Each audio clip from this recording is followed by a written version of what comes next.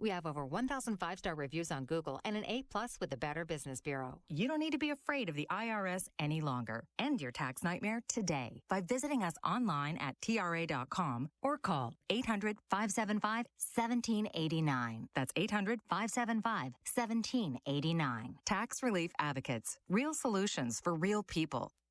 Plumbing emergencies never happen at a convenient time. Usually they happen on the weekends, holidays, or while you're away on vacation. I'm Richard Sod, president of Nick's Plumbing. When you find yourself facing a plumbing emergency, call the licensed and experienced professionals at Nick's Plumbing and Sewer Services. Nick's Plumbing has been Houston's first choice for all your plumbing needs since 1979. Our experts can take your most difficult plumbing issues and fix them fast, fix them right, and usually for less than you'd expect. Nick's Plumbing and Sewer Services is the right choice for any plumbing job, from a leaky faucet, whole house repipe, or a complete sewer line replacement. You can count on Nick's Plumbing to do the job right. With over 40 years in business and over 150,000 satisfied customers, Nick's wants to be your plumbing company. Nick's Plumbing offers free estimates and free second opinions. Call Nick's Plumbing and Sewer Services, 713-868-9907, or visit us on the web, nicksplumbing.com. NPL 38548. Call Nick's Plumbing today. We're on the way. You're listening to the Voice of Texas, AM 700 KSEV Tomball and AM 1540 KGBC Galveston. News this hour from Town Hall. I'm John Scott. In Texas, an expensive Republican primary race for the U.S. Senate ends today. A lot of mudslinging. Here's Jennifer King with the update. Senator John Cornyn had the lead in the March 3rd primary, but faces a strong showing from State Attorney General Ken Paxton, who secured President Trump's endorsement last week. Trump endorsed Texas First, Ken Paxton. Cornyn's campaign ads have been leaning heavily into questions about Paxton's past, including his impeachment for corruption charges, of which Paxton was later acquitted. Why do child predators connected to Ken Paxton keep getting off easy? The winner will face Democrat James Tellerico, a congressman from Austin, in the general election. I'm Jennifer King. Speaking to reporters on his flight to India, Secretary of State Marco Rubio says the emerging agreement between Iran and the U.S. is one that world leaders from that region support. I think there's strong alignment and agreement on what a preliminary draft should look like. I think that, like anything with something like this, it's going to take a couple days to settle on, even down to the disagreements over a word, sentence. So we'll have to work through that. If there's going to be a deal, we're going to have to work through that. But this is, it's either going to be a good deal or there isn't going to be one. Iran has denounced the most recent U.S. strikes as a sign of bad faith. As negotiations press on toward a possible deal, the U.S.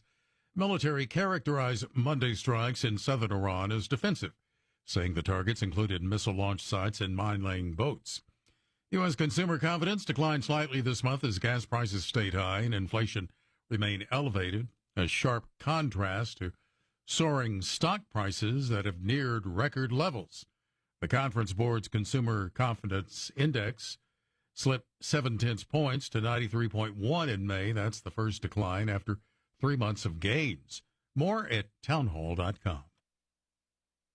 The Federal Reserve has just announced a change in leadership, and that could have a profound impact on the value of your retirement. That's why now, more than ever, you need Advantage Gold, the #1 precious metals company in America. Call Advantage Gold right now at 800-900-8000 and get your free gold and silver investor guide, a $49 value, plus a free copy of Ken Rogoff's latest book, Our Dollar, Your Problem, giving you powerful insight into the future of money, markets, and global currency trends. Our specialists can help you open a new account or transfer funds from an existing IRA, tax and penalty free. Markets are unpredictable and they can turn fast, but precious metals are a safe haven asset that stand the test of time and volatile market conditions. The question isn't if the next shift is coming, it's when. Are you positioned? Don't miss this opportunity. Call Advantage Gold now at 800-900-8000. Results may vary. Consult your financial advisor before investing. Call 800-900-8000. That's 800-900-8000.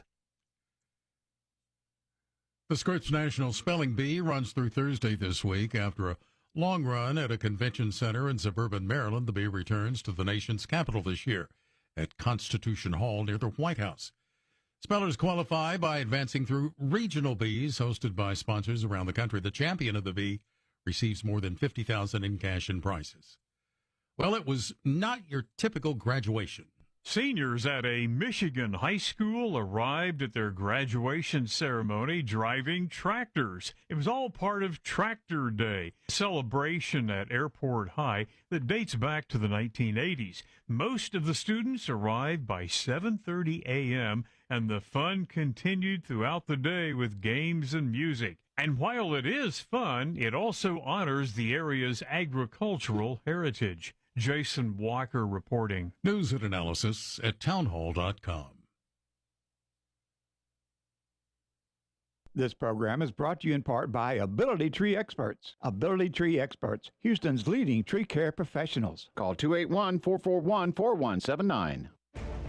KSEV Weather Center. Tonight, expect cloudy skies and high humidity with a thunderstorm arriving late. The low will be 75. Tomorrow will not be as warm, but it will remain humid with periods of heavy rain and the possibility of a thunderstorm.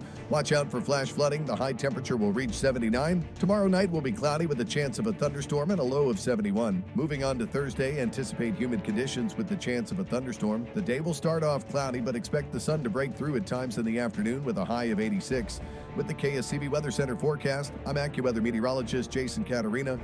Jim Clark, a.k.a. Check-A-Pro Joe here. Houston's best contractors, Houston's smartest homeowners. It all starts with the Check-A-Pro Radio Show. Now hear my show every Saturday at 7 a.m. right here on AM 700 KSEV, the voice of Texas. Hey, do you need a pro for that job you said you could do all by yourself? You need to meet Check-A-Pro Joe. Your wife will thank us. Check-A-Pro Joe is here every Saturday at 2 p.m. on KSEV, the voice of Texas. Dan Patrick for my friend Louis Flory and Ability Tree Experts. Spring is here and summer just around the corner, which means it's time to deep root fertilize your trees in addition to spraying for insects and disease. Let Ability Trees help maintain their value and repair all damage. Fed and prune tree will be less susceptible to wind damage and uprooting. Caring for the beautiful and valuable trees on your property that you can't replace should be done by experts. And the experts I use, it's very clear. It's Ability Tree Experts and Louis Flory, my friend for over 40 years. Gosh, this guy is the pro when it comes to taking care of trees. You know, pruning is important for the health of your trees, and pruning limits resistance to spring storms and allows the sun and fresh air into the canopy. Trees can be in distress several months without showing any signs, so don't wait to protect your investment at 281-441-4179, 281-441-4179, or visit their website at abilitytrees.com. Right now, Ability Trees is giving a deep root feeding with every tree prune. Ability Trees, Houston's leading tree care professional.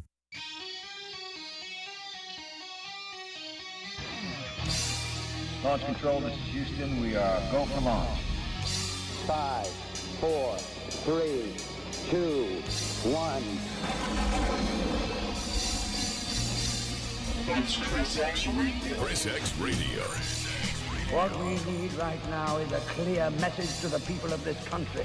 This message must be read in every newspaper, heard on every radio, seen on every television. This message must resound throughout the entire interlink. And now, your host. I believe this is going to be our finest hour. ChrisX.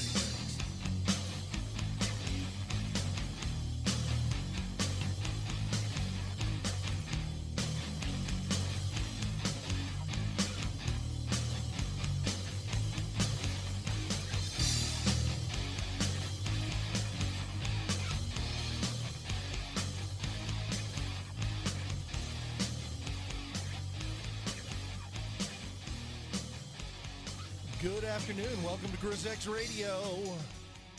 Man, this is, it feels like a Monday, but it's not a Monday, but it feels like a Monday. I don't know why well, that's right. Yesterday was Memorial Day. So yesterday was a holiday for a lot of people, including myself.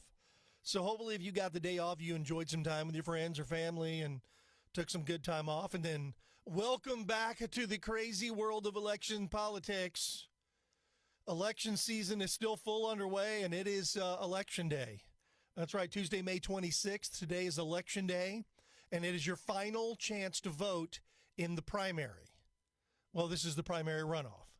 Polls are open until 7 p.m. this evening in the primary runoff, so if you got time, get out and vote. That's why I'm an early voter. I don't have to worry about the rush of Election Day. I got it taken care of last week. So, boom, and it was in and out in a minute. I was talking to some people earlier today. There were some places that was actually really busy and then other places that were kind of dead. But there's a lot of important races on the ballot, on your ballot and some and others. But it is election day. So if you're in Harris County, any of the surrounding counties, and anywhere in Texas, you get to go out and make your voice heard and pick who your candidate will be, or at least try, for November, because that's when the next big election is. I don't know if there's any more special elections coming up. There's been an election virtually every month this entire year, some more than one in a month. Anyway, so a lot of election stuff going on. We'll be talking a lot about that today and what the big races are. There once again, there are a few big races to pay attention to. We got, of course, the Paxton-Cornyn race for Texas, or U.S. Senate. The Al Green and Christian Menifee race for CD18. Mays Middleton and Chip Roy for Texas Attorney General. Briscoe Cain and Alex Mueller for CD9. Anise Parker, who looks remarkably like Ed Emmett, and Letitia Plummer for Harris County Judge, and then also Orlando Sanchez and Warren Howell on the Republican side. So there's a lot of races today. I'm going to open up the phones. In fact, I would like to get your take if you were able to go vote today. If you got out and made your voice heard, I'd like to hear how was it where you voted? Was there any line whatsoever? Was there any craziness going on? Did you have any issues? How was your experience voting today?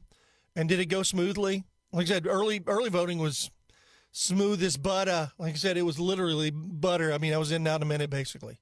Other than the 5 minutes the lady took to get my stuff done, to scan my driver's license and hand me my ballot, she, for some reason, couldn't seem to figure it out. But nonetheless, I was in and out in 5 minutes, which was really, it took me less than a minute to vote. So will this be the end of Al Green? Is he going the way of the dinosaur? Saw a clip from him on the news. He talked about meeting Trump and how friendly Trump was and how just how warm and inviting he was to him. But he can't, as a person, he just can't stand him. What?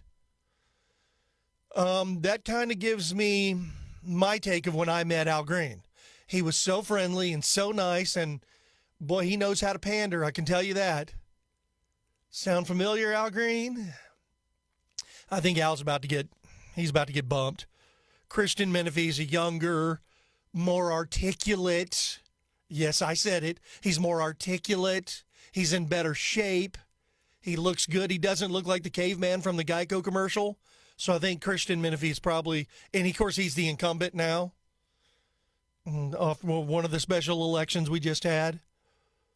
I do want to know your experiences today. How was voting for you? Did you see any lines anywhere? Were there any issues? 281-558 KSEV, 281-558-573. We'll talk about President Trump endorsing, Ken Paxton. He's taking his aim at Senator John Cornyn, who I heard, it was funny. I got in the truck and I heard a couple of different interviews. Cornyn was on was it Blake and Charlie show, and then Cornyn was also on the Guy Benson show. I think I want to refer to him as Doug Benson, but he was on. Doug Benson was obviously more rooting for for John Cornyn. You could just tell by the way the interview is going, and he's part of the Fox thing, which I've seen Kilmeade was leaning that direction. They're running with the narrative that Paxton can't win. On Blake and Charlie, they were leaning more towards Paxton, I think. They had them both on. So I guess in different hours. I don't know. I only heard one of them. So that'll be interesting. We can get into that. In more political violence from the left news, no, it's not on both sides. The veteran owner of the Trump house, it's a guy that has all these Trump flags in California. He's a U.S. Army veteran. He was savagely attacked, unprovoked, on May 20th, and he has died. I guess a neighbor or somebody. The guy's name is Kerry Sharon. He had gained local notoriety in the Escondido community for hanging up Make America Great Again banners and American flags all over his house. But some younger dude, who ironically was also a veteran, assaulted him so horribly on May 20th that he died on May 24th. Apparently punched him, he fell, hit his head, then he kicked and stomped the guy's head. And, you see videos of that. Sometimes they can die. and that makes you a murderer now. Congratulations. You're now one of the most despicable people on the planet. And then, of course, the guy pled not guilty, even though he's caught on security camera, and there is a witness that tried to stop it before it got too bad, but it was too late. Also, we've got the U.S. has launched fresh strikes on Iran, hitting some of their missile sites and their mine-laying vessels. This is supposedly not a violation of the ceasefire agreement because they were trying to lay mines in the Strait of Hormuz. But there's also, once again, I'm sure you heard about this over the weekend, reports came out whether that Trump, that he's working a deal with Iran, and we'll see if he gets to approval. And then you had Marco Rubio address this. We can get to that. Another body has been discovered yesterday morning in Brays Bayou. This is what, the third in about a month they found in multiple bayous around the city. So we'll give you the details of that. I'm still going with my theory, and until I'm proven wrong, that there's a colony of vampires preying on Houstonians. It's basically become a Chris X-Files. And in Chris X-Files news, there actually is some interesting, very interesting news. I'll play this a little later coming up. A News Nation Ross Coulthart, I don't know if you know who that is. He's a British guy and a reporter. He's been very much on top of the UAP thing. I've got an interesting clip from him. The White House is apparently briefing religious leaders for UFO disclosure to prepare the people for the ontological shock as they're preparing to tell the public that we're not alone in the universe. We covered a story here a couple weeks ago about these pastors and local religious leaders that all got together and met. This is different. This is interesting. So I'll play that audio for you coming up. And then we got Minneapolis Mayor Jacob Frey. Well, he initially used Memorial Day morning to memorialize George Floyd before later posting about U.S. service members after Breitbart News asked for comment. Yesterday at like 9:03 a.m., Jacob Frey was, "Today we remember George Floyd, who was murdered by a former Minneapolis police officer 6 years ago." No, he wasn't. "That moment changed our city forever." Yeah, it did, because you're dirtbags. And then he goes on and on and on, this very long post on X. And then not until asked later by Breitbart did he post about Memorial Day, which came at about 10:25 a.m., I guess. Oh, no. That was when Breitbart asked him, "Hey, so you're going to post a George Floyd post over Memorial Day?" And then at 11:38, Frey posted something about Memorial Day. That's how the commies roll, folks. It's ideology over country, always. All right, so I want to know how your take was. How did voting go if you have voted today? Turns out, voting was way down in early voting. Republicans outvoted Democrats in early voting, which I think the only reason that really occurred is because of the higher profile races on the Republican side. A lot of the big races were already decided. Like for, Senator, they'd already picked Talafrico, so he's already there. So there was no Talafrico on the ballot, and there was some of the other races that have been decided. There's still some, but the turnout was lighter. They expected to be better today, but I don't know how it's been. And I want to know, did you guys vote? I voted in early voting. How was your experience today? Were there any lines anywhere? Did you have any issues?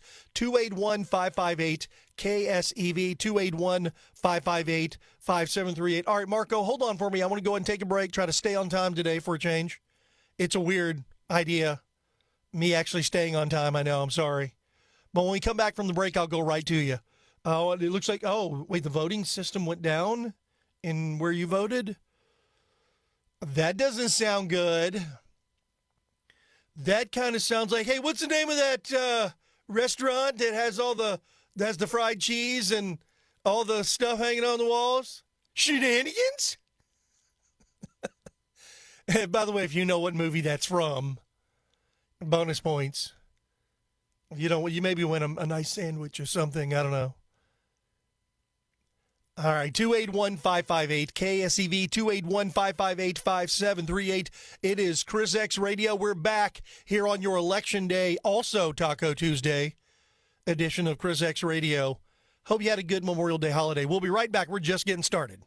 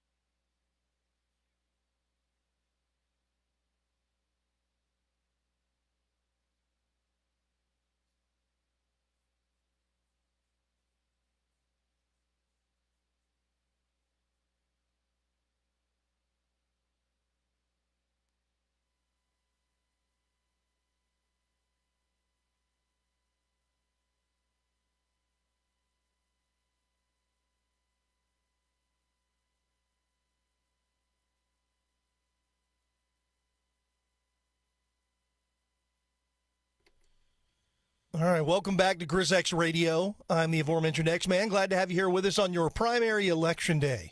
It is finally here, folks. Well, the primary day is. But don't worry, this is just locking people in for November, who's going to be on our side, who we're choosing, and then we get to go back to the polls in November. So glad to have you here with us. I'm the aforementioned X-Man here on your Taco Tuesday edition. So you could choose just to go vote and then vote for tacos. I mean, you could do that. I don't know. Anyway, I want to know how your experience was voting. If you voted or if you plan to vote today. You've got until, about 2.5 hours, I guess? We're rolling until 6 p.m., and then the Craig Collins program takes over from 6 to 7, and then it's all over but the counting, as they like to say, and we'll know who's going to be the Republican nomination between Paxton and Cornyn. That's a big race. But there's some others, and we'll talk about those as well. 281-558-KSEV is the number if you want to join us. 281-558-5738. Let's go to Marco, who's been patiently holding in Fulshire. Marco, thanks for hanging on. Welcome to ChrisXradio. Hey, Chris. Yeah, I'm en route, but I'm going through a bad zone. It's cutting in and out, so hopefully I don't lose you. But, yeah, I was out here in Fulshire, They have us way out in the sticks, too, because there's like 2 or 3 places we would normally vote at most of the time at the local high schools and all, which that was a separate issue about when I first looked it up that way. It said, oh, yeah, I said, for the Texas runoff primaries, and it still said, yeah, Jordan High School and Tompkins and all that, which turned out to be not. So I had to try and make a direct call, and I eventually talked to someone. So I went to Fulshire. I got there, and the line's growing bigger and bigger. And then all of a sudden, the lady comes out through the doors and says that the system went down. It's going to be down at least a half an hour more if you want to wait or not. Now, she did say, hey, Simonton is still running. What's the big deal? Because where's a lot of Ken Paxton's voters? More in the sticks, in the suburbs and all that, in the burbs. Hello? Yeah. Well, no, I was listening. You were started cutting out at the end. I got that you were there in the voting sorry. system. Let me pull over maybe, and this will help. Well, you're coming in good. Once again, yeah, you're coming in good now. So I got most of what you were saying till the very end. At the very end, I guess she tried to refer you to go somewhere else. Is that what I was hearing? She said if you didn't want to wait, you could go to Simonton, that their systems are still working fine. But like I said, so I had some errands to run anyway, so I'm going to do that and then come back to there. And then if worst comes to worst, I will go to Simonton. But I'm letting other people know, though, too, just in case, so that if they want to go to the other place right away, if they don't want to wait quite as long, and hopefully there's not going to be a bigger line because of this. But, here's the thing. Is this just something, shit happens. But, because more of Ken Paxton's voters are out in the suburbs, a last-ditch effort by Cornyn pulling some strings with some of the people that he's got. Here's my conspiracy theory for the day. I'm throwing that out there. Okay. Well, first of all, thank you for the call, Marco. It looks like you could get it figured out one way or another, and the good thing is there are more than one place to go. It almost sounds like shenanigans, and yeah, it was a tough. Like I said, the call was cutting in and out a little bit, but you were better there at the end, so we could hear you. Yeah, this is the only thing that I've heard. I'm glad you let people know. This is the only thing that we have heard regarding any issues whatsoever. If anybody else faced any issues, you want to give us a call, 281-558-KSEV, or if you didn't, from what I've heard, there's been basically no issues anywhere, and it's still not, there's no big lines. People are getting in and out pretty quick because it's a small ballot, not like it was last time where it was a super large ballot. So I don't think anybody's really having any, major issues. So that's good. But as far as that one place in Fulshire being down, if you have to go somewhere else, probably a good idea to check with your. And is Fulshire, is that in Fort Bend? I don't even know what county Fulshire's in. I could have asked, but anyway, so you want to know where you're going and then maybe have a backup plan just in case. Like I said, the last thing you want to do is wait till election day, then not be able to vote, and then feel like, oh, you're being targeted when you're not. I mean, I don't think they're doing that, but then again, they could be. I was looking at some of the early voting numbers, and the larger turnout areas, of course, are the cities that all tend to be a little bit more left, and that was where, as far as the Cornyn-Paxton race goes, that was where Cornyn seemed to be winning, I guess, early. Okay, it looks like, thanks for letting me know. Fort Bend is the county for Fulshire. That's what I was thinking. So, I'm assuming they run better elections than Harris County. I don't know. Harris has been okay since we turned it back over to duly elected people. It's been a lot better, but I still don't trust Democrats when it comes to elections. But anyway, so Cornyn had won the big areas, and then to your point, you said in the neighborhoods, but the rural areas, you get outside the leftist cities. Well, then Ken Paxton was winning, but they said the turnout was really light in those areas, like Montgomery County was light, and some of the other areas. So we'll see that there's still a lot of Republicans that are Election Day voters, and they're going to stay Election Day voters, and they don't care. They're just going to do it. That's it. That's the way they vote. I don't know if there's some sort of something in the ether that says I can only vote on Election Day. Well, I don't do that. I mean, as long as it's legal, and other things, if they make it illegal, okay. But as long as it's legal, I don't see any difference between Election Day and early voting other than that you can do it at your convenience, the week before the election. I've had, when I was younger, once again, it's been a long time, I've had times where I've gone to vote on Election Day And it's been a long time since I don't remember. What was the last time? I'm trying to remember the last time I voted on Election Day. And I don't for a reason, because, one, we have to work. Clearly, from 4 to 6 p.m., I'm locked and I'm stuck here. And not that I'm complaining. I have no problem. But I like to go get it done in early voting if that's, like I said, if that's available. And when it is, I go do it. And I'm not dogging anyone who's voting on Election Day. I'm just saying that things come up, and that could potentially affect you. And I think that's the other thing, too, is I vote in Harris County, and I've seen what the Democrats have done in Harris County for the last 8 years under Lena Hidalgo. The race where Alex Mueller ran for Harris County judge and got beat by like 20,000 votes or whatever. That was the day something like 27, I don't even remember the number, of the Republican-leaning precincts ran out of paper. And people stood in line, and then didn't get to vote.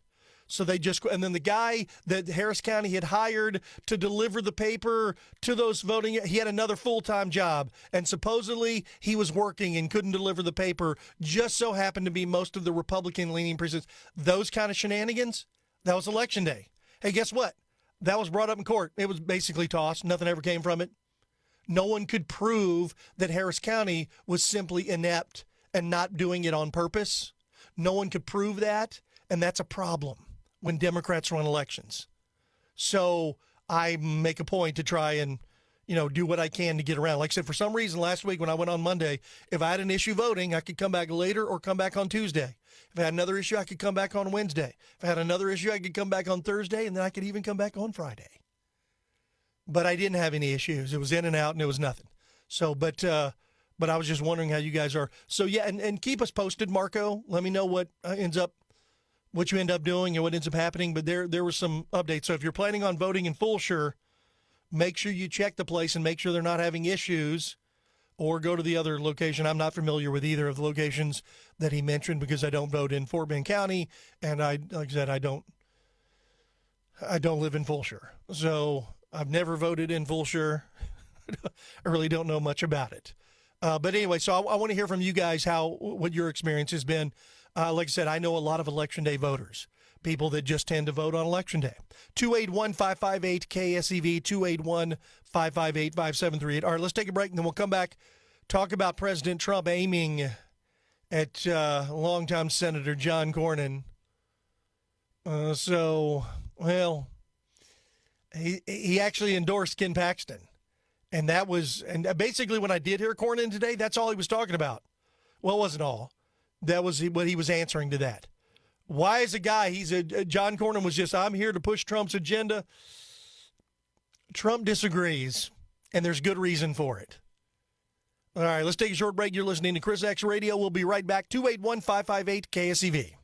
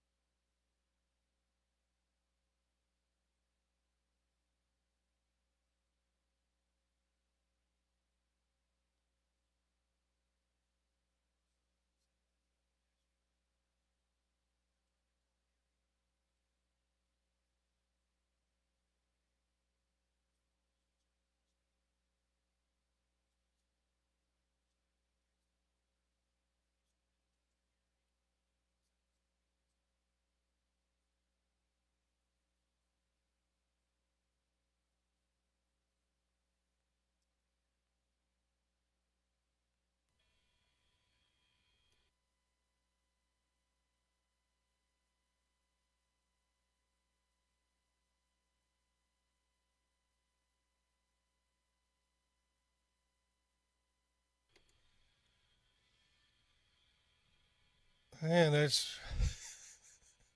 was funny is watching the people on social media melt down. Social media is not real life, by the way, but people just melt down on social media. Trump went from being, to some people, as he was so great, he was so MAGA, he was so good, and now he's the worst thing ever. He's a war pig.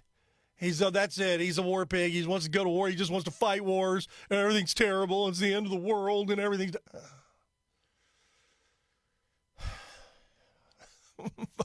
Voters are fickle animals.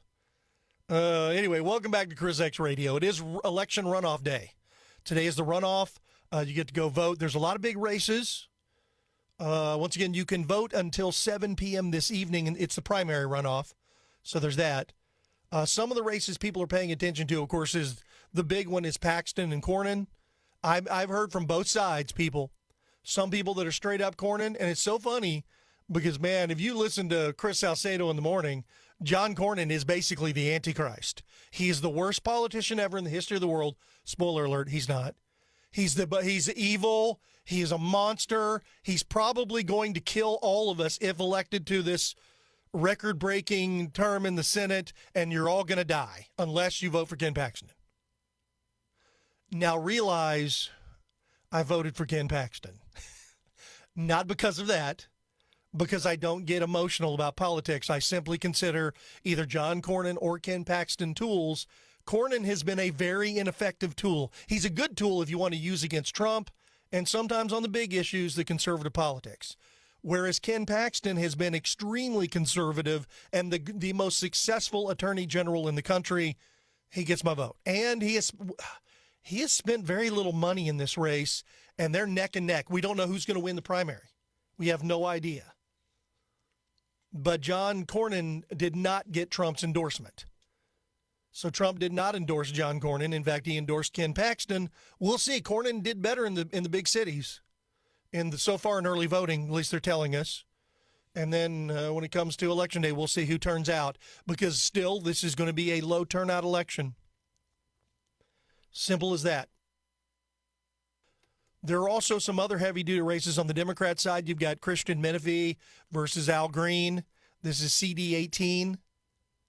I'm thinking Christian Menefee is going to win that race. And then Al Green can go the way of the caveman. The Geico caveman, he looks just like him. So that'll happen. You got Mays Middleton and Chip Roy, which is interesting because Chip Roy had gotten most of the coverage on the big national shows. But from what I've heard, Mays Middleton has been leading. So we'll see MAGA Mays Middleton, as they've called him. That's for Texas Attorney General to replace Ken Paxton. Ken Paxton actually endorsed Aaron Reitz, who didn't get into the runoff. And then Mays Middleton did, along with Chip Roy, so we'll see who gets that. A lot of people don't like Chip Roy. Most of the people said he's done a pretty good job, and I can see that in his district, but a lot of people don't like him, and there's good reason. He's very divisive, and when it came to Trump, a lot of you guys forgot, he was all for, Ron DeSantis. I mean, he was telling us Ron DeSantis isn't any good, and he's terrible, and he was telling us Ron DeSantis is great and Trump wasn't any good. Trump was ineffective. DeSantis is better than him on any day, on any level. And then DeSantis' campaign for president could not have bombed and crashed any harder. I liked Ron DeSantis. I like him a lot. I think he has been one of two of the best governors in the country. The other one is Governor Greg Abbott, who is also running. He is not running in the runoff, by the way. We had a call last week, and I'm assuming... I guess they said, what's his face? I'm sorry, I'm blanking on the guy's name. The guy that was running against him, I'm assuming he didn't run as a Republican, because if he didn't, that's the only way. It's Doc Chambers. So Doc Chambers, I guess he's running as a Libertarian or an Independent or a Democrat, because there was no runoff in the primary for Governor Abbott. He won, wasn't even close. But they were asking about him. I'm like, why is he not getting any coverage? Well, one, from what I can tell, I don't think he's in the runoff unless he's running as a third party. And he's got no money and he's got no chance. There's that one. By the way, Briscoe Cain and Alex Mueller, that's an interesting race. That's for CD9. Alex Mueller's been endorsed by Donald Trump. And some people with regal titles who endorsed people that spend money with them. I'll just say that. And then Briscoe Cain, a guy who was, well, he voted for the impeachment of Ken Paxton. Boy, that was an albatross hung around his neck after the Senate trial. You've got Anise Parker and Letitia Plummer are battling it out for the Democrat nomination for Harris County judge. And then on the other side, the Republican side, you've got Orlando Sanchez and Warren Howell. So anyway, did you guys vote? Did you get out and vote? Were there lines anywhere? 281-558-KSEV if you want to join us, 281-558-5738. As I mentioned, Donald Trump has taken aim at John Cornyn today, endorsing Ken Paxton. He called Ken Paxton a Trump ally and a MAGA firebrand. Yeah, it kind of is. So whoever wins this race between him and John Cornyn will go against James Talafrico, who beat Jasmine Crockett. So that'll be interesting to see how that one plays out. Now realize, if Ken Paxton wins, he falls right in line with these other Trump-endorsed candidates. The ones that beat Bill Cassidy, sitting senator of Louisiana, he lost his primary. He voted to convict Trump in his second impeachment trial, which was absolute garbage. For a Republican to do that, that means either one, you're ignorant and don't know the facts, or two, you're being manipulated by Democrats. That is the exact reason why primaries are held and why this guy lost. And then a week later, Thomas Massie of Kentucky. By the way, J.D. Vance gave a great breakdown of Thomas Massie, called him a friend, said he worked with him on getting things passed years ago, but as of late, Thomas Massie became nothing but an obstructionist. Nothing whatsoever but obstructing. That's all he did. He was an anti-Trumper. He was a weirdo. He is a weirdo, by the way. Claiming to be an outsider, claiming to be, I'm so principled that I can't vote for anything. Well, then you've made yourself irrelevant in Congress, and now he's gone. See you later. So the next could be Ken Paxton. We shall see. We'll see how this plays out. But anyway, we'll see with John Cornyn not getting his own endorsement here in Texas. Of course, he went to Ken Paxton. A lot of people kept thinking Trump was going to endorse him. And then he didn't. He endorsed Ken Paxton. That could be huge tonight. And then they were talking about this was a $100 million Senate seat race. Think about that. $100 million. And most of that money, the vast majority, was spent by John Cornyn against a guy who spent very little, relatively speaking, comparative, who is now in the runoff. It'll be interesting to see. Wesley Hunt also endorsed Ken Paxton, so that'll be interesting. All right, let's go. I'm going to try to roll through some calls here. Jimmy X was on the line. I guess he dropped off, but we got him back. We're going to go to Jimmy X first. Jimmy, thank you for hanging on. Welcome to Chris X Radio. Chris, appreciate you taking my call, man. No problem. This was one of the hardest decisions I've ever made when it comes to voting, particularly in a primary. General, there's no real thought. It's good versus evil. But in this case, there were two people, and I've mentioned this to you in the past, that I struggled both with. You know, Ken Paxton, I'm going to use the word, is a despicable human being. But John Cornyn is a despicable politician. But in the end, I figured, you know, Paxton was probably at least represented our thought process, maybe not our values, and I went ahead and voted for Paxton. But you hit the nail on the head earlier when you talked about guys like Chris Salcedo and others who have, you know, bashed Cornyn and created a rift that we have to let go as soon as the voting is tallied tonight. We have to unify. People need to understand what is about to happen over the next 5 months. There's going to be an onslaught from every realm of Marxist ideology and propaganda fundraising. They are going to come after this seat because they smell blood in the water. And we've got to be prepared for that, and we've got to be united. And all those folks who are going to vote for Cornyn or did vote for Cornyn in this runoff have got to come back and vote for Paxton, okay? Be like Jimmy X, hold your nose, and vote for Ken Paxton. Because this seat is too dang important to lose. And if we lose Texas, that's it. Turn out the lights, folks. It's over. First of all, thanks for the call. You make really good points, and I know I was giving you a bit of a hard time because you were telling me that you're thinking about sitting that race out. I'm glad you didn't, and you made a decision. Understand you're never going to get to vote for somebody who represents your ideals perfectly. You obviously get that. Somebody that is exactly what we want. No. I mentioned I treat them like tools. And once again, when it comes to tools, I think Ken Paxton is a more effective tool for a Trump administration and Republicans, and I think he could be definitely a little better in the Senate than John Cornyn has been, which Cornyn has not been quite honestly. He's not as terrible as people have made him out to be, but he's not good. So there's that. The other things, people that are going to go vote for Cornyn, and if for some reason he doesn't make it, and then it's Ken Paxton, and they determine, hey, listen, I'm going to vote for the swamp rat, but now I'm not going to vote for the guy who is on our side. That kind of thinking I can't even fathom, first of all.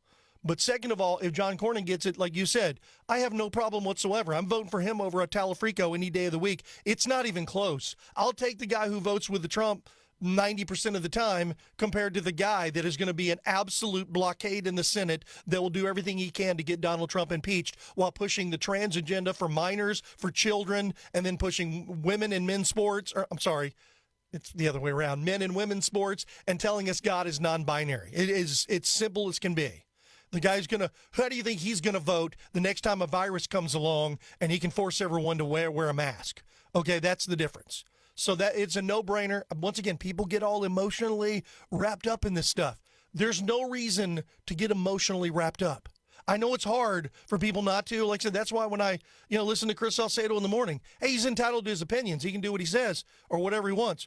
But to lose your mind over something like this, what, huh? And Ken Paxton is a flawed individual. I'm not voting for the Pope, man. I'm not voting for Jesus. I'm not voting for God, not because I can't. They're not running for office. Who is running? John Cornyn and Ken Paxton. I get to make a decision, and I made mine. People all called me, oh, you're such a Cornyn lover. Chris X, you're a Cornyn lover. You just love John Cornyn, don't you? You just love him. No.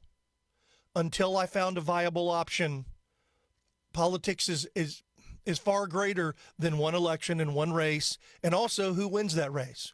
I do believe we have someone that can win and be effective instead of someone that's going to just turn right around and get smoked in the general. And I don't think, once again, I tend to agree with a lot of others. I don't think either John Cornyn or Ken Paxton will lose to Talafrico unless Republicans just sit home. If they just sit home, well then I don't understand that. People have somehow in their brains don't understand what a primary is, and then you're picking someone from your side. So even if you don't win, I voted for Aaron Reitz. Does that mean I'm not voting for Mays Middleton or Chip Roy? No, I voted for Mays Middleton. When Aaron Reitz got beat, and then it came to the runoff, I voted for Mays. I wasn't even upset about it. I'm not even mad in the slightest. Not one bit. Not even remotely angry or mad about it, because it's our side. We're trying to pick the one that we think is the best. And I understand I live in a world where, as you do, Jimmy, which is great, I don't always get what I want, but I try to get as close to it as possible. And what I want is people that will put country ahead of whatever the hell else they got going on. At least that's my opinion. All right, tell you what, let's go to 281-558-KSEV, 281-558-5738. Let's go to Michael in Woodville next. Michael, thank you for hanging on. Welcome to Chris X Radio. 10-4. I listened to Chris Salcedo this morning, and he didn't go bad-mouthing anybody. He just told what they did. What have they done when they was in this office? And Ken Paxton has done more for Texas than John Cornyn has ever done. And what I would like to see is used to the legislature of the state would send their senators to Washington, D.C., and if they didn't do what they were supposed to do, they could recall them and send somebody else. And, that should have happened to John Cornyn a long time ago. And now he's all Trump's buddy. And he's never been Trump's buddy. Well, So, you know, Michael, first of all, thank you for the call, and I'm glad you listened to Chris Salcedo. If Chris Salcedo was being even-handed, that is the first time I've ever heard him even-handed regarding anything remotely resembling John Cornyn and Ken Paxton. But whatever, I don't care. He has his opinions, and he's entitled to it. I'm simply giving you mine. So there's that. Second of all, I agree with your sentiment that Ken Paxton has done a lot more for the state of Texas as Attorney General than John Cornyn has done as a U.S. Senator. They're two very different roles, two very different things, that being said. John Cornyn has been running as some sort of Trump Republican. He's done what he can to help out the president, except for when he was saying that the time to move on is time to move on and we shouldn't vote for Trump and his time has passed. And he is he's been a reluctant Trumper at best, and then now he's campaigning as a Trump guy. Trump didn't endorse him for a reason. So there's that. So that is also one of the things you kind of have to look at, just like Chip Roy. Chip Roy is running around campaigning that I'm a MAGA conservative. He is? Last time I heard him talk about MAGA, he was saying MAGA could kiss his ass.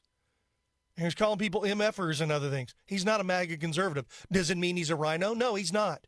That's an overused word. Chip Roy is a conservative guy. He's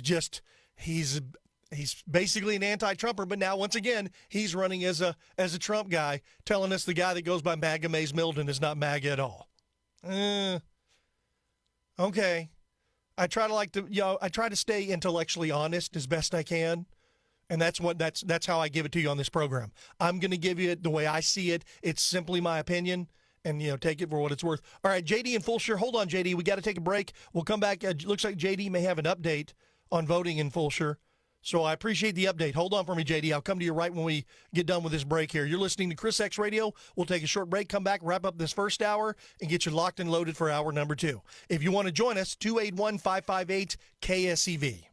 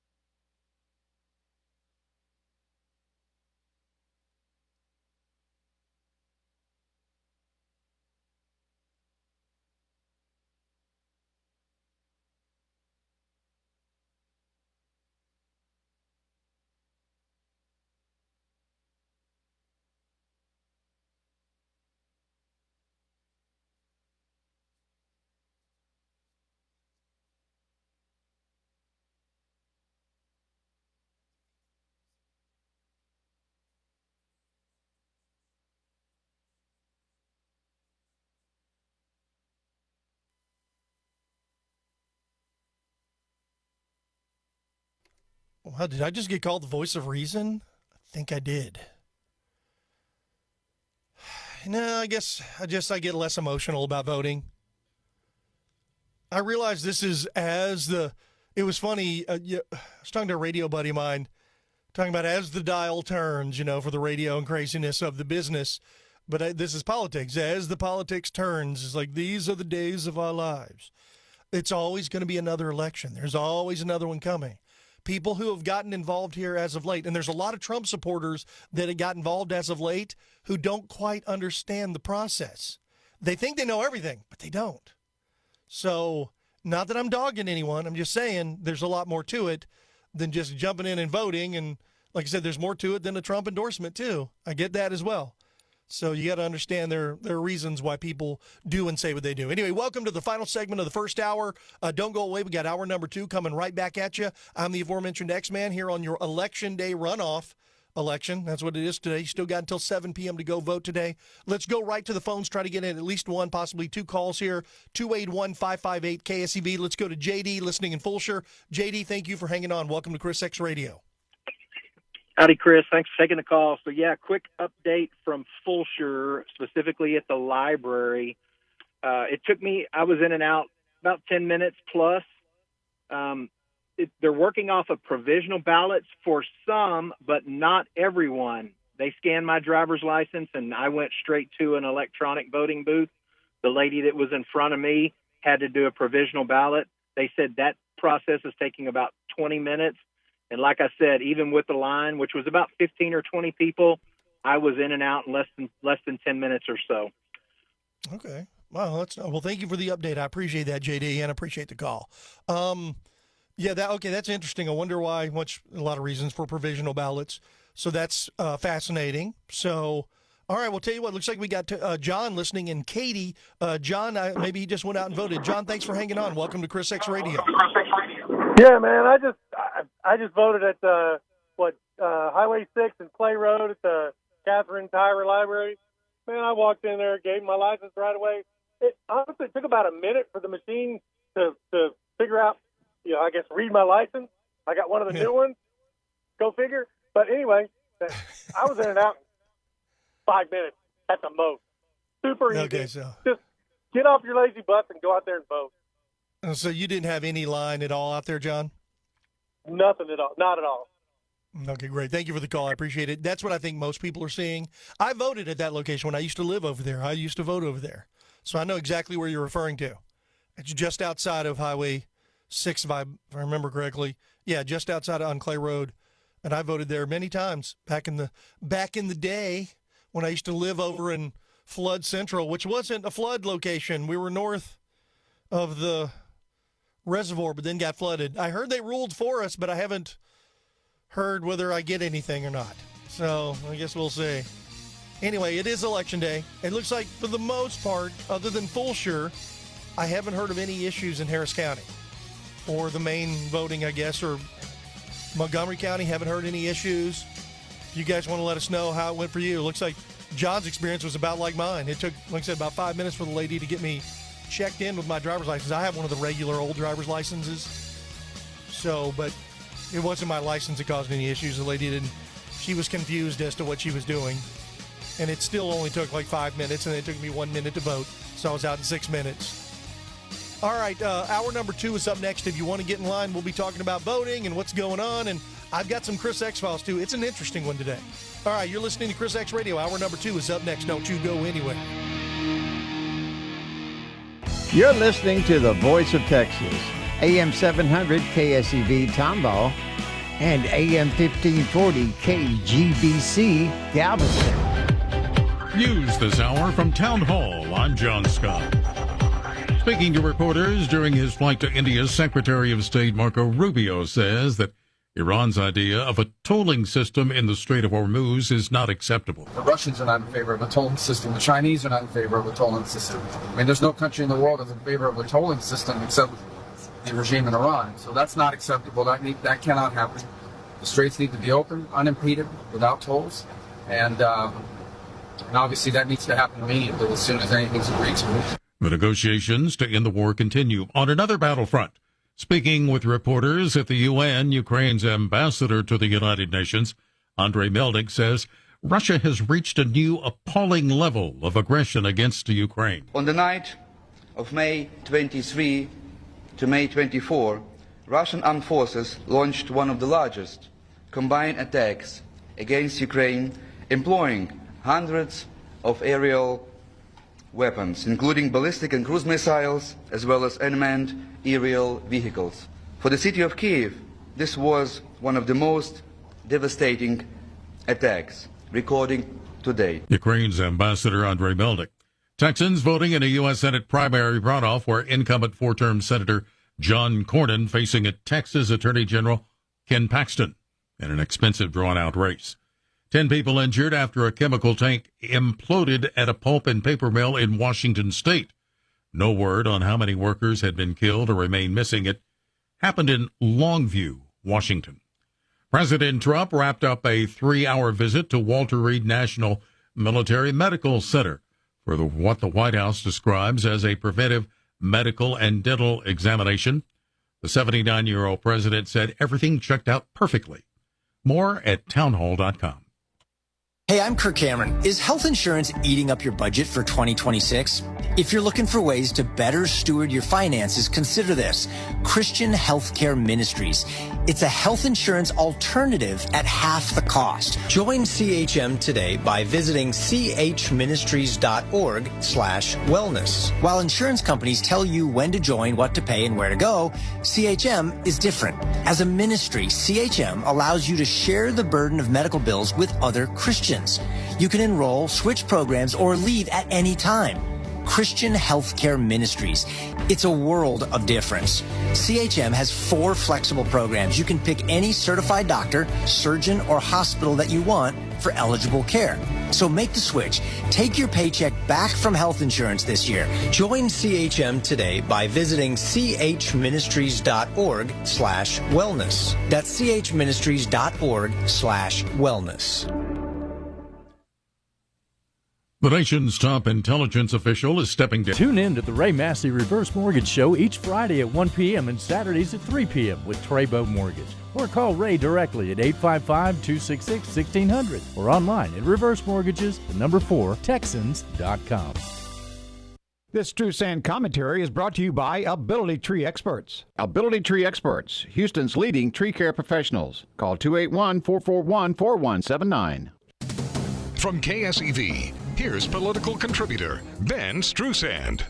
Military planners always assumed that if a war with Iran began, the Iranians would attempt to take the Persian Gulf hostage and close the Straits of Hormuz. What nobody expected was that the Iranians would be allowed to export while America's allies, the Saudis, Kuwaitis, the UAE, and occasionally Qatar, would be blocked. A sort of mutually assured destruction was expected to provide enough leverage on Iran to keep the straits open. Yet, for a brief period, they were allowed to export their own crude and charge a ransom to anyone else wanting to do the same. That is, until the U.S. Navy stepped in with a blockade of its own on all Iranian exports, including crude oil. In just a few weeks, Iranian storage will max out, leaving Iranian oil producers with no other choices but to shut in oil wells permanently, damaging their ability to fund their economy, pay their military, and bankroll their terrorist proxies. The cutoff would be close to 100%, a huge blow if continued. Which is why, even though Democrats in Congress attempted to hand the Iranians a victory by pulling funding from our military, the United States will successfully force the Iranians to yield and concede to open the straits and end their nuclear weapons program, one way or another. Despite the media fawning over the brilliance of Iranian strategy, the Iranians will lose. Despite his political opponents rooting for U.S. strategy to fail, President Trump has bent the arc of history and dealt a homicidal regime a blow it will take decades to recover. The American people have not supported this war, and high gas prices will harm Republican chances in November. But the prospects of a deal on America's terms should result in us doing a lot better than most people think. I'm Ben Strusand,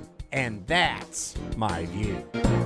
Ben Strusand, only on AM 700 KSEV.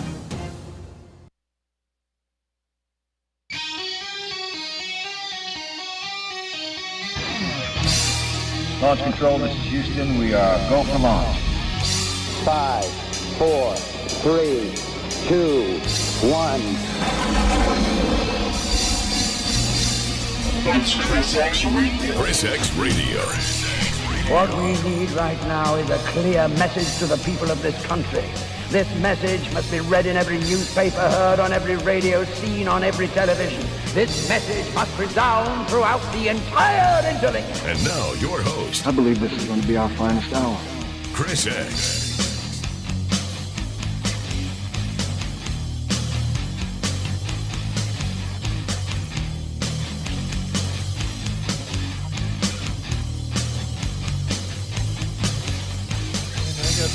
After Wesley Hunt on Twitter, saying he's a rhino. I don't think Wesley Hunt was a rhino. I don't think he's ever been a rhino.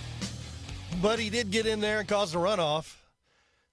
So there's that. Anyway, welcome to the second hour of ChrisX Radio. Good evening. Glad to have you here with us on your Election Day edition of the program. I'm the aforementioned X-Man. We come bearing that gift beyond price that is almost free, ladies and gentlemen. And we bring it to you here live on the primary runoff Election Day. So the primary runoff is going until 7 p.m. this evening. You have plenty of time to get out and vote and finish off this primary to get the candidate you want the most, I guess, or the one that you want more than the other one. We'll just say that. Of the candidates that are left, there's a lot of big races still going on, mostly on the Republican side. There are a few on the Democrat side as well. Anyway, did you get out and vote today? We're talking to people. We've had plenty of calls from people who are letting us know. They're showing Orlando Sanchez on the news right now. He got out and voted today. Oh, there's his opponent, Warren Howell. So he got out and voted as well. Oh, there's Letitia Plummer. That's a pretty good battle. She's running against the lesbian female Ed Emmett. I'm sorry, former Mayor Anise Parker. There she is. Why she looks like Ed Emmett now is so weird. I don't get it. And Orlando's kind of gotten old. He looks a lot older. I'm used to the young Orlando Sanchez when he was running for mayor, which was 30 plus years ago now. Anyway, welcome back to the program. You reached the second hour. Glad to have you here with us. Polls are open until 7. So if you want to go, it's Dr. Letitia Plummer. I don't know if she's one of those. She's a city council member, I do believe. So against Anise Parker, who is former mayor. It's just weird to me how she looks like Ed Emmett. I'm sorry. It's kind of weird to me. Anyway, the polls are open until 7, so you got plenty of time to go out and get your vote cast. Once again, some of the races I was mentioning, we've got Ken Paxton and John Cornyn. Ken Paxton was endorsed by Donald Trump.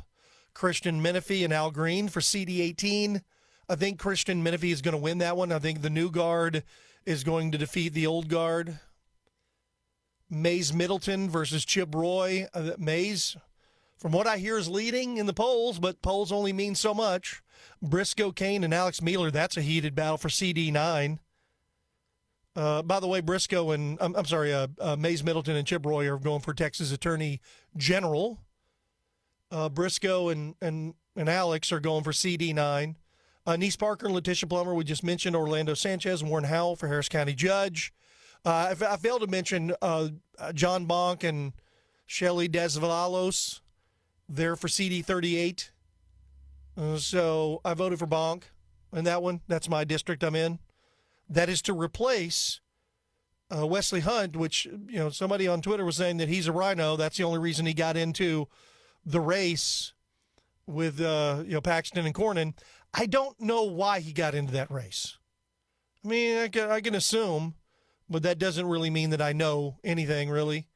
But he called him a rhino, and I'm like, well, I've looked at that. It's hard to say the guy's a rhino, which they call Republican in name only. The guy was he is a very conservative voting member in Congress.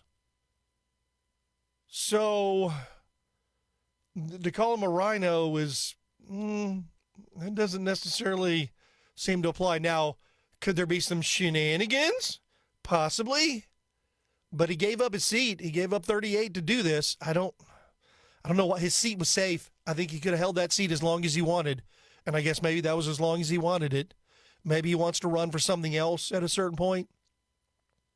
But he got in the race, and then he came out and then endorsed Ken Paxton. So if he's just going to get rid of Ken Paxton and the Cornyn haters are all like, oh, see, that was what we did. Why did he endorse Cornyn then? Does he think his endorsement doesn't carry much water now? Like I said, politics is a weird beast. People draw lines in directions that I can't follow. And then, of course, you have to follow what they're thinking, kind of like a lot of stuff. Anyway, so there was that. We've also got more political violence from the left. The veteran Trump House owner has died after being violently assaulted in front of his home. A neighbor savagely attacked him unprovoked on May 20th. He's a U.S. Army veteran that owns a California home famous for its huge Donald Trump signs and American flags, and he passed away just before Memorial Day. Kerry Sharon was his name, S-H-E-R-O-N. He had gained local notoriety within the Escondido community after hanging Make America Great Again banners and American flags all over his house, but some younger guy, a neighbor, who is also a veteran, horribly assaulted him on May 20th that led to him passing away on Sunday, May 24th. This is according to the California Post. Police are refusing to offer clues as to the motive. I think it's pretty clear.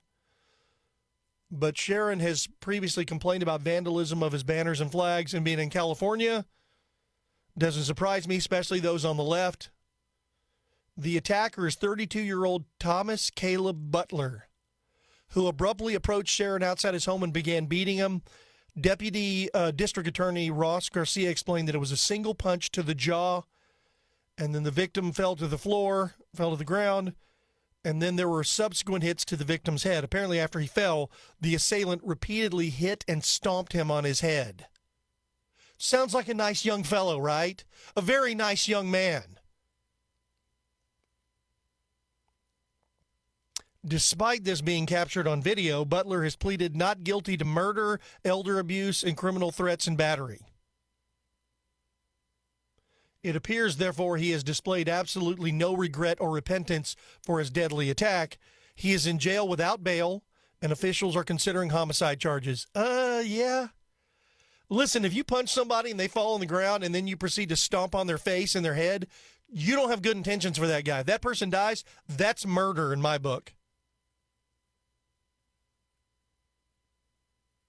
A witness nearby attempted to intervene, but it was too late, and then the suspect fled on foot. Police later caught him and took him into custody without incident, according to investigators. So that's terrible. Once again, more violence from the left. We live in a time where we're heading backwards with political violence has now become a thing. The U.S. launched fresh strikes on Iran, hitting missile sites and mine-laying vessels right there near the coast of Hormuz. They were launched early this morning, targeting Iranian missile sites and vessels attempting to lay anti-shipping mines in the Strait of Hormuz. So it doesn't violate how laying mines in the Strait of Hormuz doesn't violate the ceasefire agreement? Well, I guess it depends on what you call a ceasefire. Anyway, Marco Rubio was dealing with that. He talked about it. Another body has been discovered near Brays Bayou in southwest Houston. According to HPD, officers responded shortly after 8 a.m. to report of a body found near the bayou. This was yesterday, near the 8900 block of Country Creek Street near Club Creek Drive. When they arrived, they found a deceased individual near the waterway. Authorities have not yet released the identity of the deceased or provided details on circumstances surrounding their death. I'm going with my theory. I'm saying, until I'm proven wrong, I'm saying that it's a colony of vampires preying on Houstonians. It's basically become a Chris X-Files for me.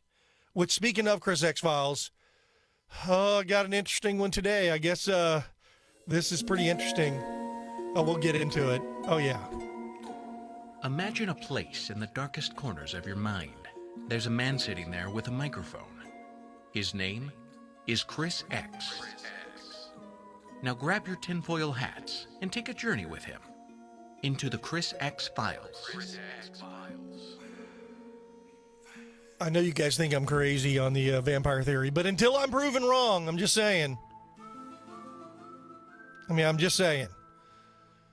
From the Chris X Files, News Nation's Ross Coulthart says the White House are briefing religious leaders for UFO disclosure to prepare the people for the ontological shock as they're preparing to tell the public we are not alone. There was another batch of UFO files released last, I think it was Friday, and there were some very interesting videos in there. If you haven't gone and looked at them, if you're remotely interested, go check it out. But some very interesting things, some crazy stuff with these orbs and different things that are not following our typical laws of propulsion. So these things bouncing off the ocean and these things going to hypersonic speed at least, and then taking 90-degree right-hand, left-hand turns on an instant.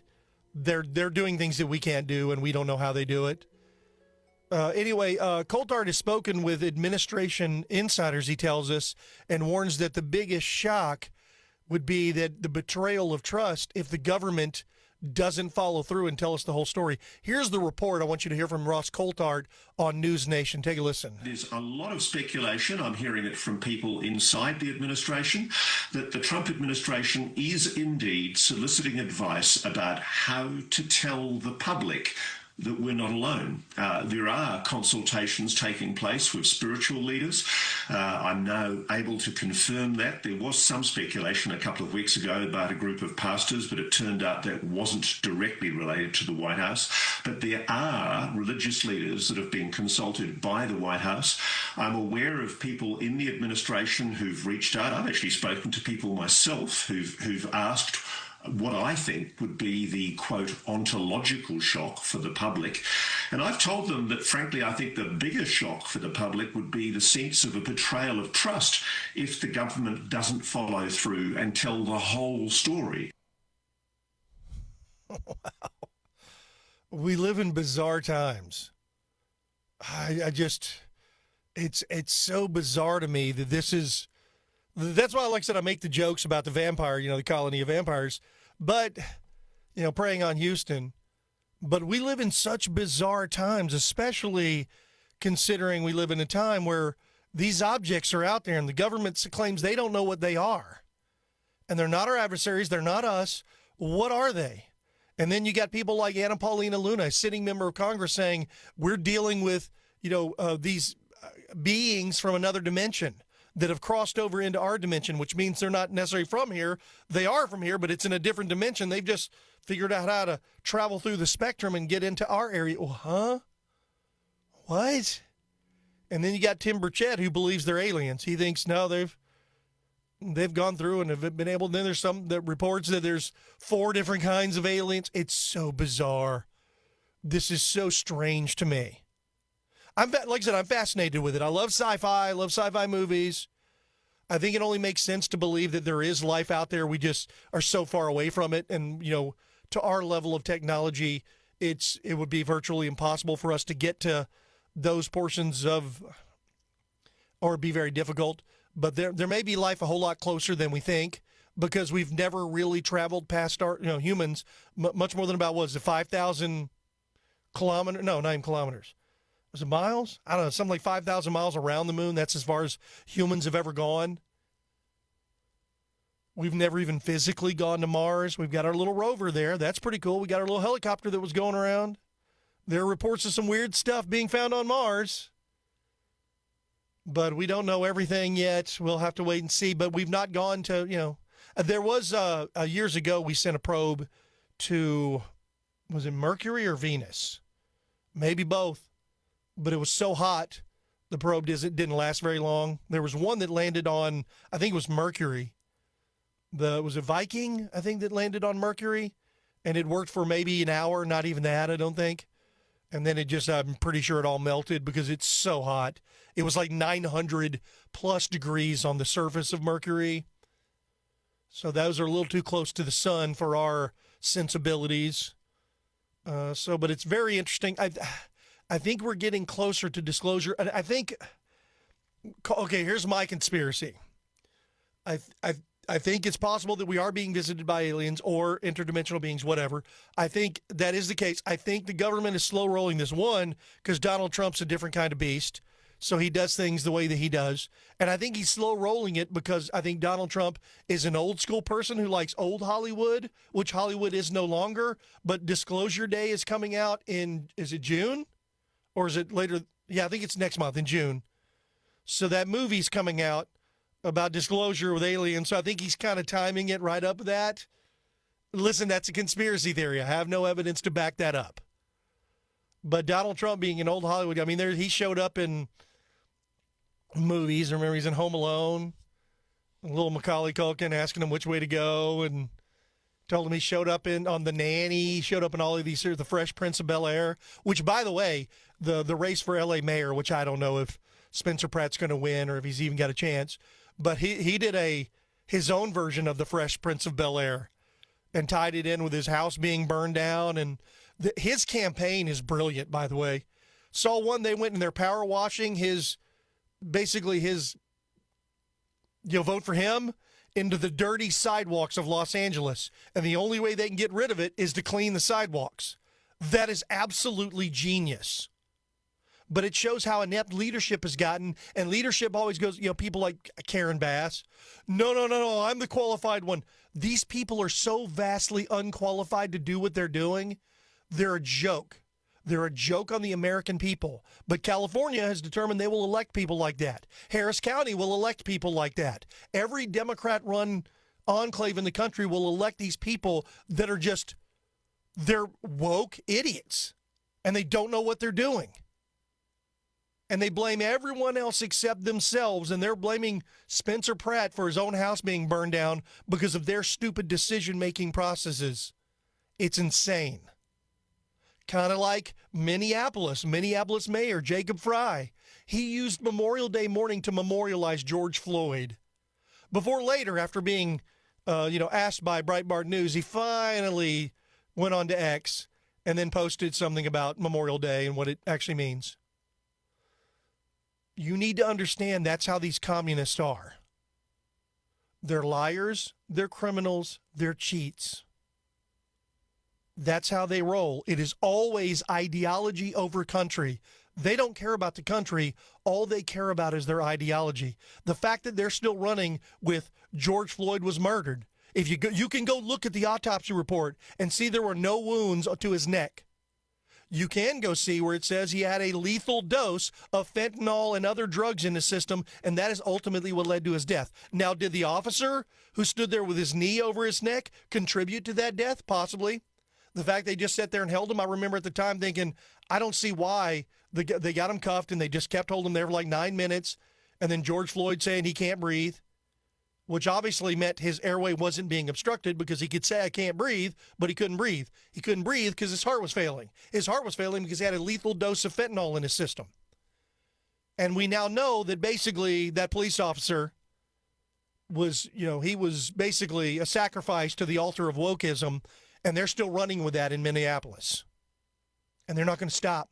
Why? Because that's how the commies roll. All right, anyway, it is Election Day, and we're way over. Let's go ahead and take a break. Let me know, did you guys, anybody go vote today? We've already heard in the first hour, and we heard from some of you guys.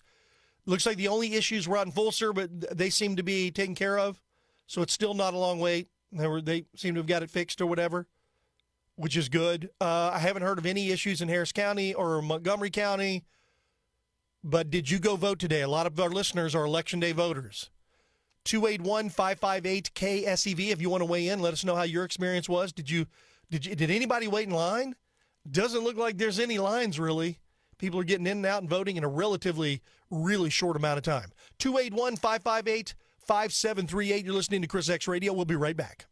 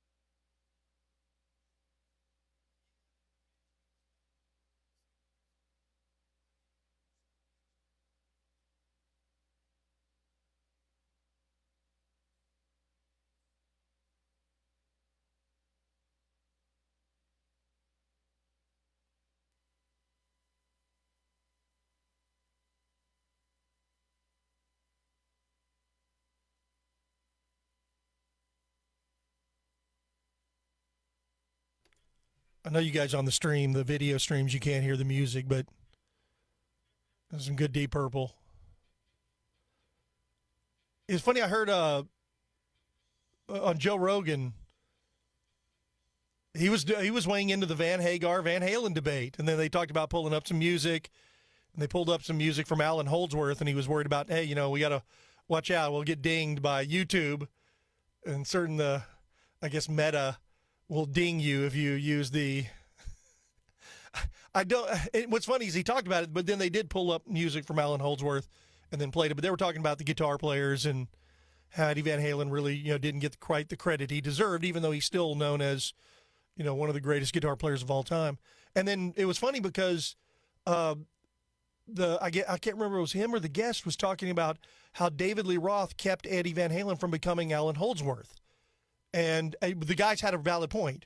He talked about how they became rock and roll, pop rock, very commercially viable.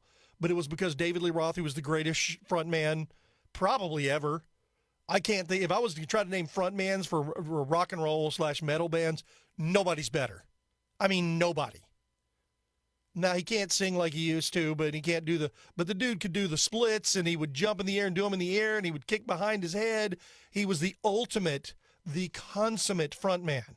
And he was singing, he did all the crazy wow and all that stuff, and he could not have been a better offset. And, of course, Eddie Van Halen, the music from Van Halen, the band was called Van Halen, tells you something.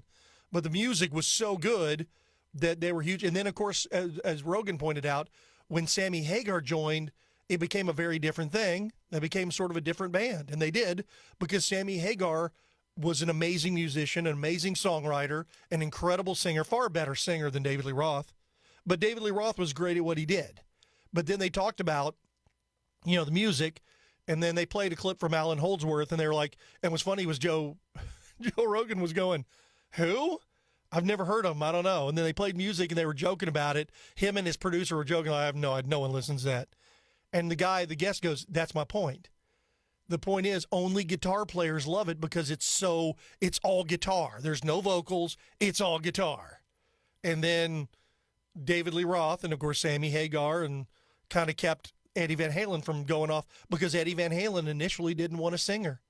He wanted to just be guitar, and it had been more like Joe Satriani. It wouldn't have had near the commercial appeal that Van Halen had, and they were more commercially viable with Sammy Hagar than they ever were with David Lee Roth. And David Lee Roth, they were very successful.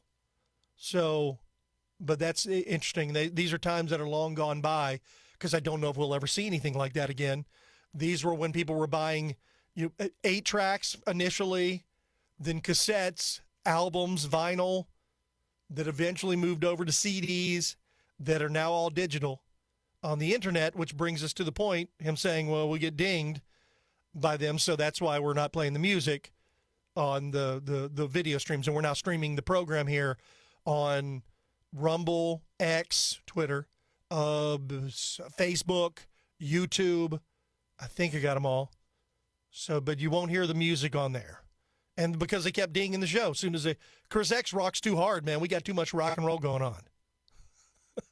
So we're ding. And what's weird is there are tons of covers on, people do cover songs, covering somebody else's original music, that do it are all over YouTube. If you want to go find a cover version of any song, you can go find 1,000 people that are covering that song. They're all over YouTube. I don't understand how this works. And then there's also the fair rights usage. I don't, like I said, we have the ASCAP rights, which enables us to play the music on the station, which, by the way, if you listen to either 700 AM or 1540 AM here in the Houston area, that's where you can hear it, and you hear everything there. And, of course, you're listening on the KSEV Radio app. You can listen to everything on the app or online at ksevradio.com but podcast. By the way, I did hear a little bit of my program yesterday. It was funny. I guess something had occurred. I tuned into KSEV yesterday when I was going to get something to eat, and I heard my show on. It like toot something. I went, wait a minute. Did I get a time change? What happened here? And it was just for a segment. I guess there was an issue with Guy, who I'm going to call Doug Benson now, with the Doug Benson show, getting Doug with high. I don't think Guy Benson and Doug Benson really have much in common. But it was just an issue, and then it was the Guy Benson show. And then later on, my show was on. I heard a little bit of it, but I didn't hear the music, so I'm assuming that was pulled from our. I don't know. These are technical things. It's technical. Okay, so apparently the second hour did have the music, first hour didn't. Okay, sounded fine either way. I mean, I'm just listening to my professional sounding voice. Not really. But it was last Friday's show. So, but I did enjoy the day off. I want to, like I said, hope everybody had a good and I hate to say happy Memorial Day, but I hope you were happy and celebrated the day and had a good day off. And remembered why we get the day off. These are for not just veterans, but those who have paid the ultimate price. There's Veterans Day as well. And don't get me wrong, I'm not saying don't celebrate veterans. We celebrate them every day here on the station. And, of course, ChrisXradio, and, of course, the Craig Collins program, which comes up here at 6 p.m., even has Veteran Voices on Fridays. So we're big fans of veterans because we deal in the First Amendment. We understand without them, we would not have a platform. We would not be allowed to even do what we do. Even the opportunity. So you have to respect and understand that. The reason there is freedom in America is because of those who are willing to step up and defend it and those who have paid the ultimate price. There's not a higher calling in the world for someone who is going to lay down their lives in arms to protect me, someone they've never met, someone they don't know. There's not a higher calling, in my opinion. And thank God for them, because it has made America the greatest nation that has ever existed, despite the fact that Democrats are trying to destroy it every single day. Which leads me back to the primary election. We're in the runoff. And you got a choice. You can go get out and vote for Ken Paxton and John Cornyn. Some of the other races. We'll talk a little bit. In fact, we're over. We need to go and take a break. I want to know if you voted today. We heard it from the first hour from quite a few people who voted. Most of them didn't have any issues other than in Fulshire, but it looks like they worked things out in Fulshire. Polls are open until 7 p.m. today, and then that's it. The primary is set, and then it's off to the general in November. It'll either be John Cornyn or Ken Paxton facing off against James Talafrico. And slowly but surely, people are learning that James Talafrico is actually a freak job. He's a weirdo. And this isn't like we got our talking points to call him a weirdo. No, he's a total weirdo. The guy's very strange. He's not the moderate they're going to spend well over $100 million to try to pretend that he is in order to steal the Senate seat in Texas, whether it's John Cornyn or Ken Paxton. But if you did vote today, I'd like to know how your experience went. 281-558-KSEV. You're listening to Chris X Radio. We've got 2 segments remaining.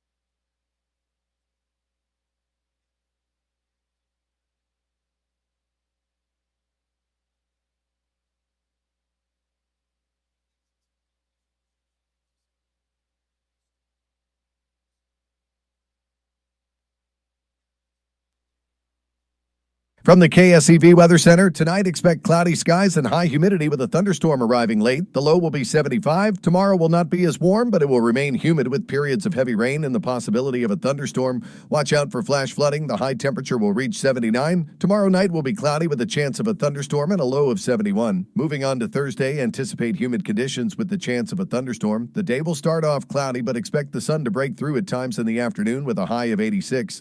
With the KSEV Weather Center forecast, I'm AccuWeather meteorologist Jason Caterina.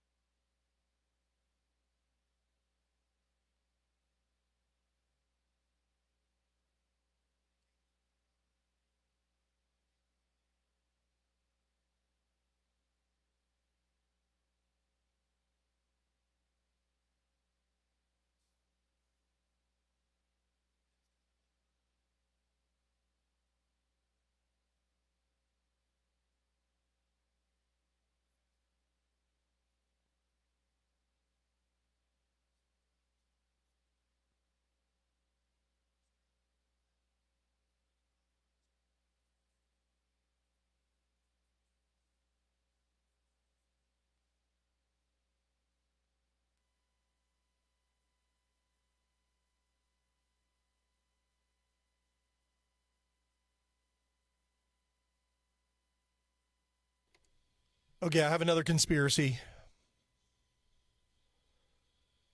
First of all, we're getting closer to Christmas in July. But it's Gary Hoey, which you can't hear on the stream, sorry, doing his version of Linus and Lucy, which is a great song. It's one of my favorite Christmas songs. And I know it aired, I guess, in the Christmas episode of Charlie Brown. But it was weird how that one became a Christmas song. But it's that song, the original version, obviously, which is is it the Vince Guaraldi Trio is who does it, I believe. But it's just an amazing song. The piano is so good on it. But they got the drums and the bass, and it's amazing. So it's a great song. But how it became synonymous with Christmas. And I love the Christmas time of year. Christmas has never been the same since my mom passed away in 2004. So if you still have your mom with you, Mom always made Christmas special for the kids. And then it was different, but we still had Dad for years, and then we lost Dad in 2001.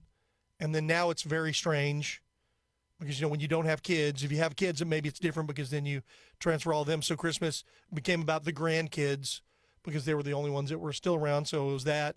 But now it's just one of the opportunities we try to, as a family, because all the kids are still around and some of the kids have gotten older.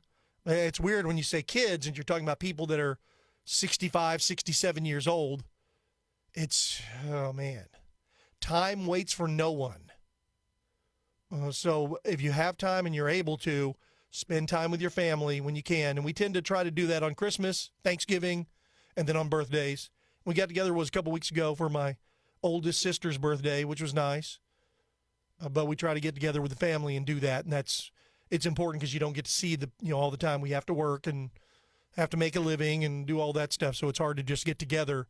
But I appreciate family so much more now than I did when I was a kid. Obviously, you love your family. That's the way it is.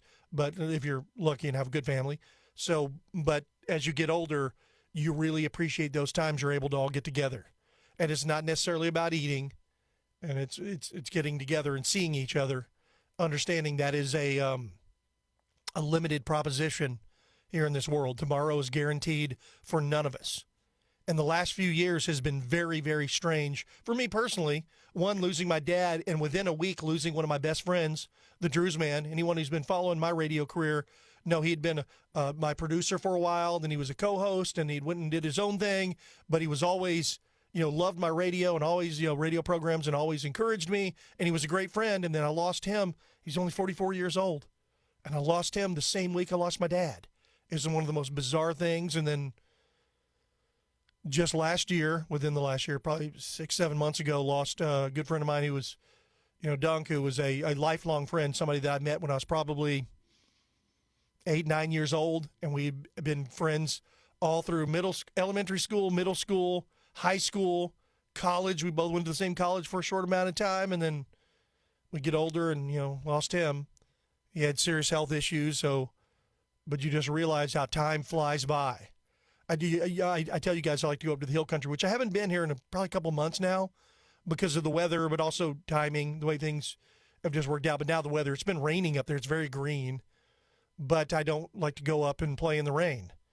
For one, multiple reasons. It's muddy, and I had mud tires on my truck, but they went bad.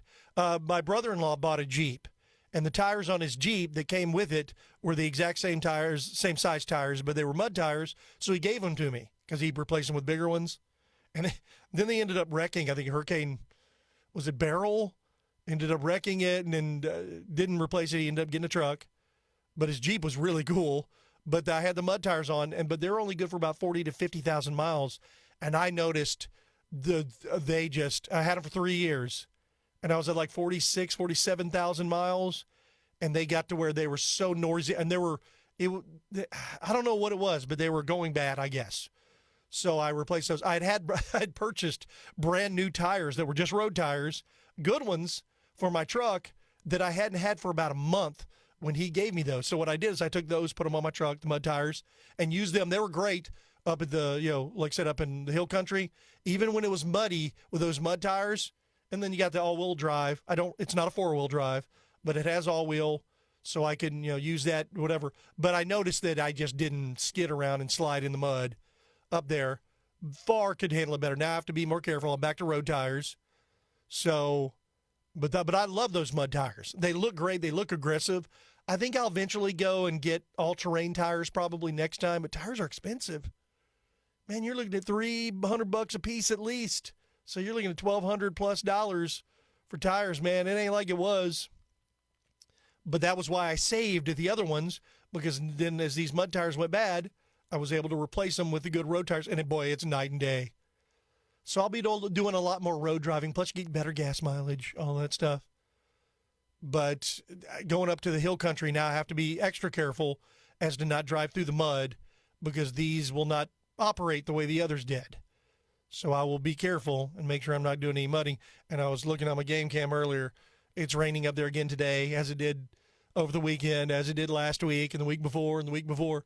So they're getting a lot of rain, which is something they need up there. This time of year, usually they don't get a lot of rain. So every now and then they'll get a lot. It'll get wet, but then it dries up real quick. When you get into June and July up there, very seldom do they get rain. And when they do, it dries up instantly. It's not like down here. We live on the swamp down here. In fact, we live on a swamp. There's bayous all over the place, and they're finding dead bodies in the bayous about every week again. Another body was discovered yesterday morning near Brays Bayou in southwest Houston. According to HPD, they responded shortly after 8 a.m.